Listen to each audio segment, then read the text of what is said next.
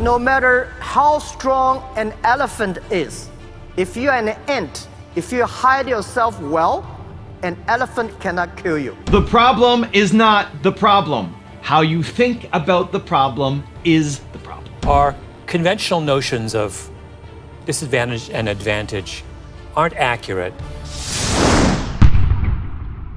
Rise and shine, it's Entspresso time.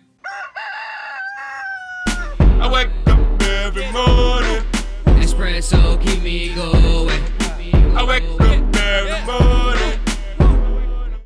Hey, it's Evan Carmichael, and this channel was created to help you overcome the #1 challenge that is holding you back, a lack of belief in yourself. You watch these videos because you know there's something more inside you too. You've got Michael Jordan level talent at something. So let's start your day off right together. Grab your coffee and sip on today's message from Jack Ma. Also, if you want to have more self-love and confidence, check out my 254 series. They're free. The link to join are in the description below. The people who do the model should believe in the model, and I believe what I do. African desert, African green is the ecosystem is not controlled by lions and elephants. The ecosystem is controlled by the insects in the mud. Last century, the company, the big, the better. So everybody wanted to be a big company, the powerful company. This century, from now on, a good company is more important than a powerful company. When you compete with big company, in past 20 years, we've been competing with any company, lots of companies in China. But I learned one thing, no matter how strong an elephant is, if you're an ant, if you hide yourself well, an elephant cannot kill you. You can kill the elephant if you're in a better way. It's about your thinking.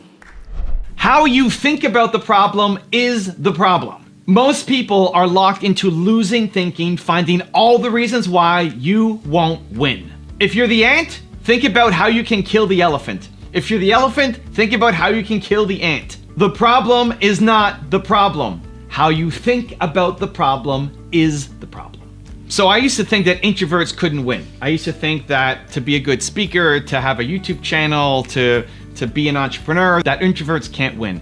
And for the longest time, I hid behind the faces on my website. So before even starting YouTube, I started on my website. It was called evancarmichael.com. I didn't have a better name at the time.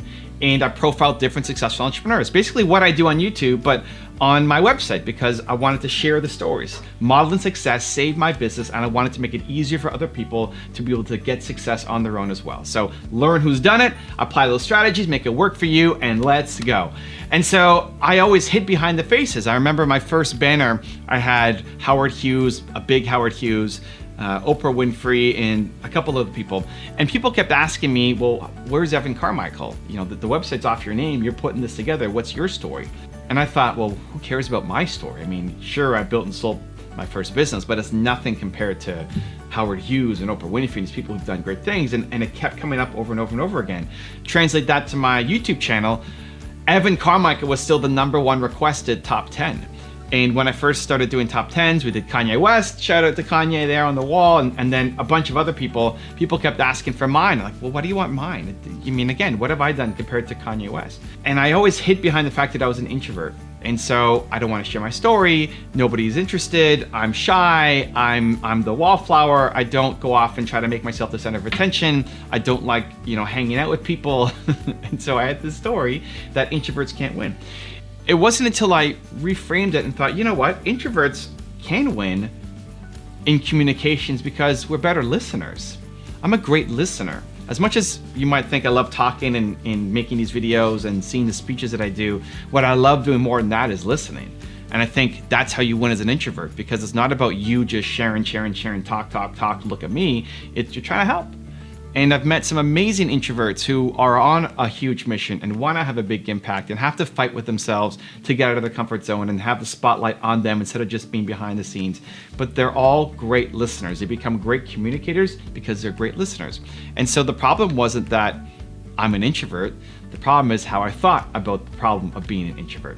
So how can you fix your thinking about the problems in your life? I'm going to give you a 3-step process that I think will help. Step number 1 is ask yourself, what is the single biggest problem you're facing right now? Right now, in your life, in your business, what do you think is the number one problem that is holding you back? Either write it down or hold it in your mind. What is that big problem? For me, I thought it's because I am an introvert.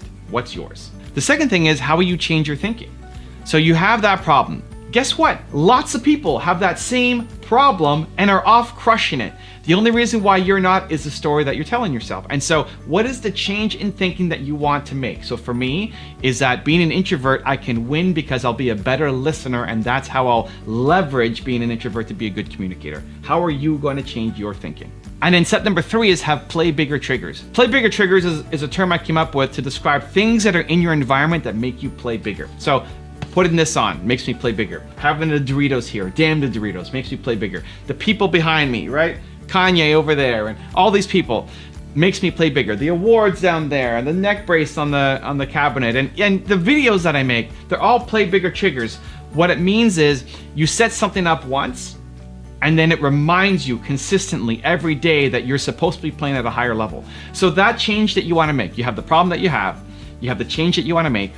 What are the play bigger triggers that you want to create so that you can set them up once? Physical environment, screens on your desktop and cell phone, and habits and routines that you're going to do daily so that you don't have to remind yourself all the time like, oh yeah, I'm trying to do this. You have elements in your environment that are hitting you with it every single day, showing you that it's possible and making you play bigger. Now I have a really special bonus clip that I think you're going to enjoy. But before that, question of the day, I want to know what is one play bigger trigger that you are going to apply. Let me know down in the comments below. And if you're still here watching this video, I want to celebrate you. Give me a hashtag believe down in the comments as well. What I'm trying to get people to understand is that our conventional notions of disadvantage and advantage aren't accurate, that we've called lots of things disadvantages when in fact it's more complicated than that. And so the reason I started with that story, and also I retell the story of David and Goliath to start the book, because if you look at the story closely, everything you think was a disadvantage about David actually isn't. And Goliath is not what he looks like. He looks like this indomitable giant. In fact, he probably had a medical condition called acromegaly, which is, so this is sort of a side thing. You're bringing medicine in the Bible, dude. What are you doing? No, it is hilarious because the minute you start digging into these things, you discover these little pockets have been arguing about these things for years. For 50 years, endocrinologists have been arguing about whether Goliath had a tumor on his pituitary gland, and which would explain his height, because when you have a tumor on your pituitary gland, you overproduce human growth hormone, and you get really... Andre the Giant had this condition. 7'4", a beast. 7'4". Yeah. But one of the side effects is that it can constrict your optic nerves and leave you largely with very, very limited eyesight. So one of the explanations for why Goliath behaves so strangely and why he doesn't perceive that David is not intending to fight him. I mean, David comes down the mountain and he's got no sword and no armor. He clearly is not intending to fight a sword fight. And Goliath just sits there like he's oblivious. Yeah. Well, the answer is maybe he can only see this far. Right? So it changes everything when you realize, wait a minute, the giant is weighed down by 100 pounds of armor and can't see anything. Right. He's like this, right? So anyway, I do more with that story, but it's all about this, trying to get people to take a step back and understand that we can give up because we have these, or feel powerless because we have these empty definitions or flawed definitions of advantage. If you want to learn how to follow your dreams with Jack Ma, check out the video right there next to me. I think you'll enjoy it. Continue to believe, and I'll see you there. When you are poor, if you have dreams, you'll never be poor.